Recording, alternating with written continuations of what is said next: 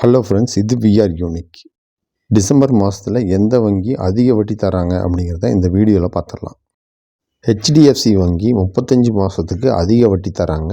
General பப்ளிக்கு 7.35%, senior சிட்டிசனுக்கு 7.85% தராங்க. அடுத்து பஞ்சாப் நேஷனல் வங்கி 400 நாள் கொண்ட ஸ்கீமுக்கு அதிக வட்டி தராங்க. ஜென்ரல் பப்ளிக்கு 7.25%, சீனியர் சிட்டிசனுக்கு 7.75% தராங்க. அடுத்து யூனியன் பேங்க் ஆஃப் இந்தியா 456 நாளுக்கு அதிக வட்டி கொடுக்குறாங்க. ஜென்ரல் பப்ளிக்கு 7.30%, சீனியர் சிட்டிசனுக்கு 7.8% கொடுக்குறாங்க.